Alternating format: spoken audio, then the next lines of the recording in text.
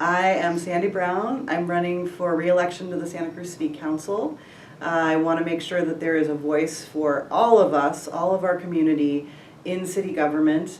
I am working on affordable housing and a just COVID recovery, environmental justice issues, and rethinking community safety in our community. And you can reach my campaign via our website.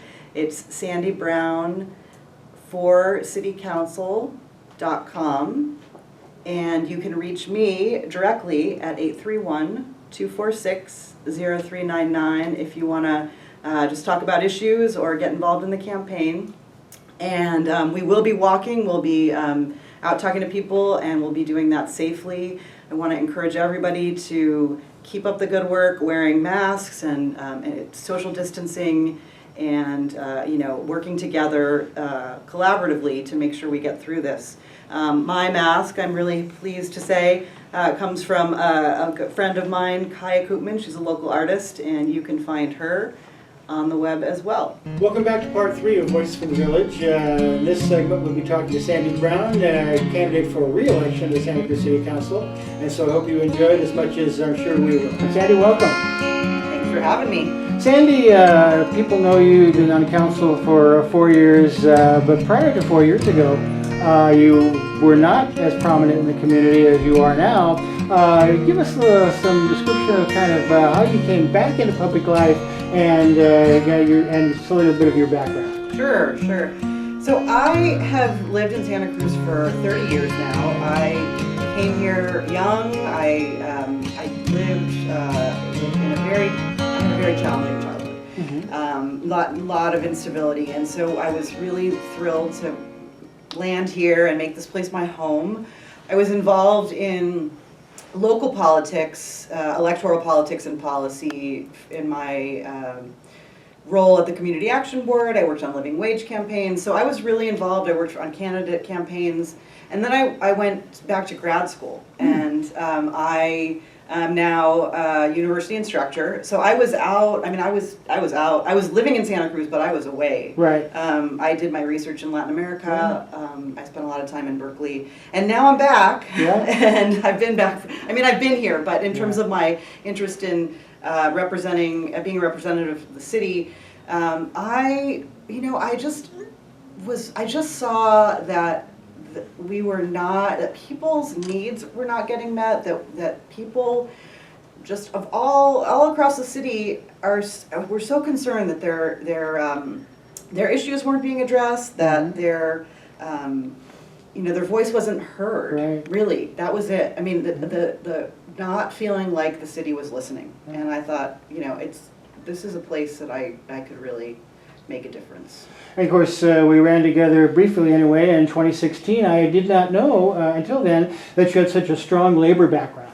Yes. So I do. I worked very closely when I worked at CAB. Actually, we worked together to form a labor community coalition to support workers' issues throughout the county. Really, living wage policies, accountable development, and other community benefit campaigns. And so I worked very closely with the local labor unions.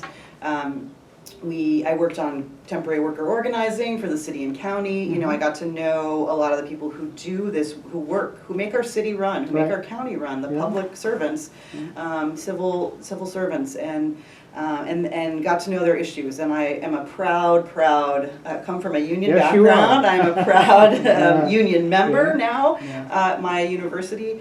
And I believe that it's critical to support working people's issues. Oh, so Sandy, as a council member for these last 4 years, you're acutely aware of the budget deficits that are looming for the city, partially because of the CalPERS reconciliation, but also because of the economic downturn created by COVID-19. Kind of what's your ideas about how to revitalize our economy, how to work toward a balanced budget while we're still kind of maintaining the essential services that we've always come to expect in the city, like parks and recs and public works and those kinds of things? Sure. There's no easy answer there. Yeah. And, I'm not going to lie, we have a very, very challenging road ahead. I'm on the budget committee right now, council subcommittee, looking at, how to address the budget. we are calling that budget solutions. So the cuts that will need to be made, but also potentially looking at revenue enhancements. Yeah. I'm using all the lingo now. You've been on council 4 years, so you're entitled to do that. But it is going to be very difficult. One of the things that I am committed to is making cuts that are the furthest away from those direct services, the workers who actually make the city run. I believe that there is room for cutting more at the top. I don't believe all cuts are equal. This is a little bit different approach than some of my colleagues and elsewhere in the city. But I think that it is very important that we make sure that the people who do the work to keep the city running, so Parks and Rec, all of the services that we have come to rely on, those are that's really important. And when we talk about, for example, the consultant, we spend a significant amount of money on consultants across all departments. And I know that there can be some value there, but I have to tell you that in my experience, I have seen a lot of those contracts kind of just going out there, and I don't see a lot of results. So I think that is, whatever we do, it's going to be really difficult. In terms of how we begin to start pulling out of this, right. I think we do need to look at revenue enhancements, and I just want to say I'm really, really interested in looking at taxation and fees for those with the greatest ability to pay.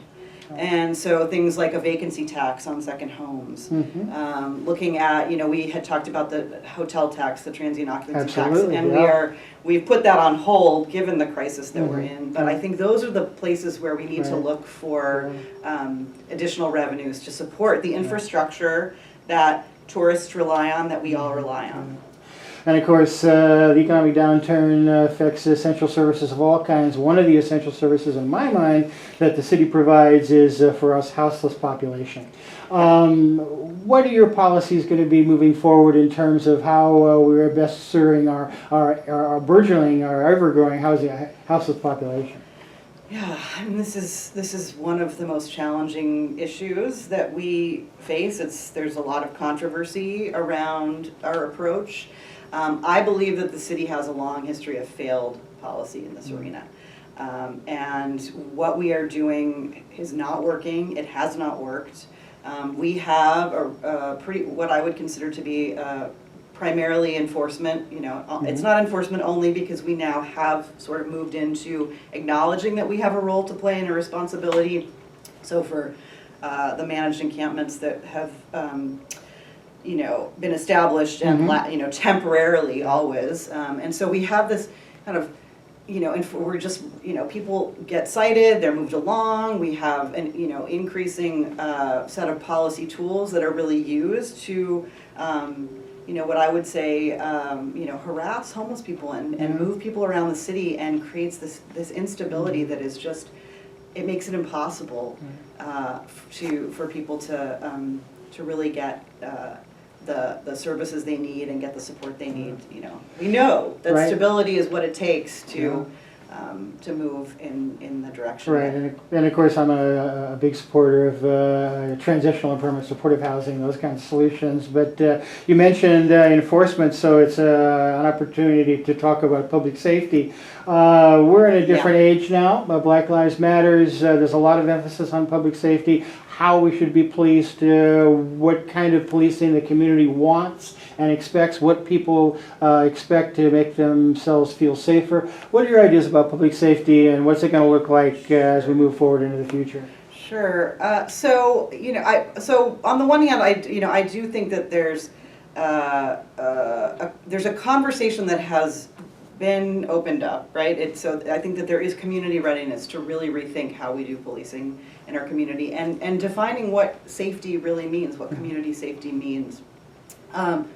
So for me, and there are calls to defund the police, to cut the budget in half, and I want to say that I support moving in that direction. I do, and at the same time, being on the city council currently, I understand that there are kind of barriers to that we don't have control over. So you mentioned PERS, for example. We have union contracts with our police force. I believe that we need to make a strong commitment to rethinking policing and how we move forward. And I think that that is only going to happen if we can create the political will inside City Hall.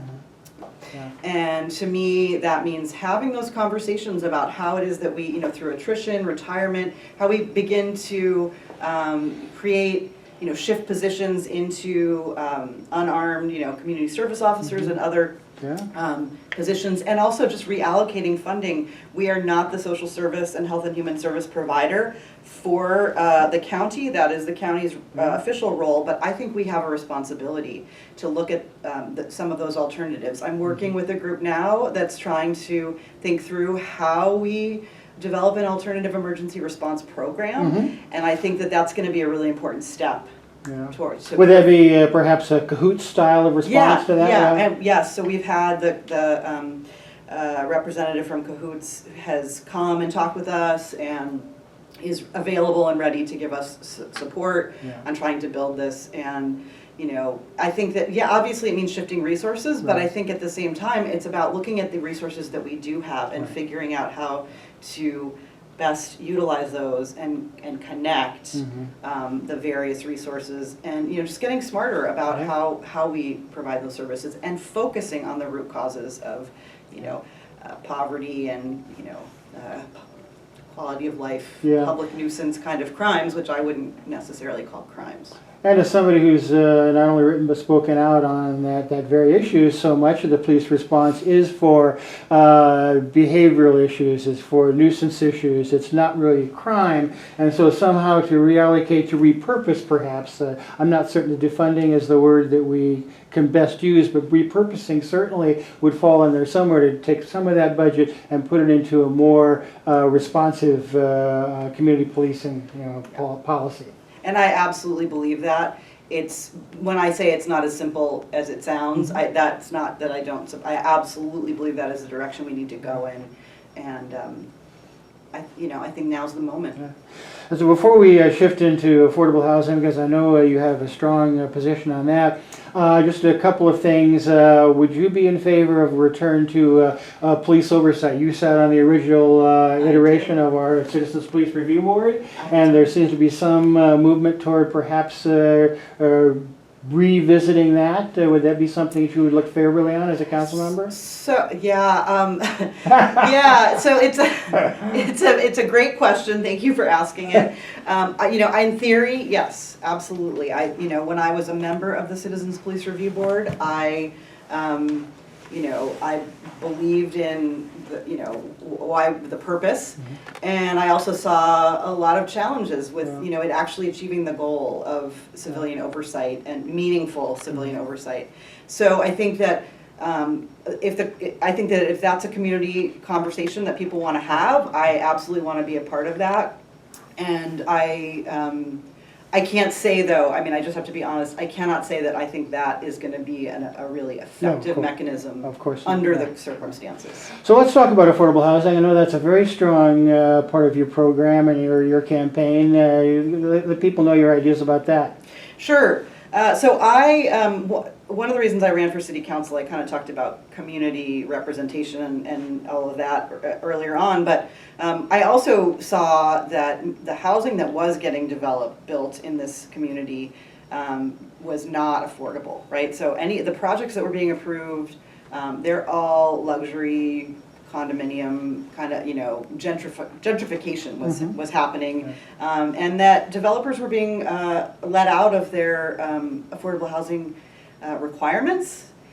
So I have been, a lot of the time I've spent on the council has been fighting to reproduce the policy that we'd had in place for many years to require developers to build affordable units or contribute significantly to the construction of affordable units.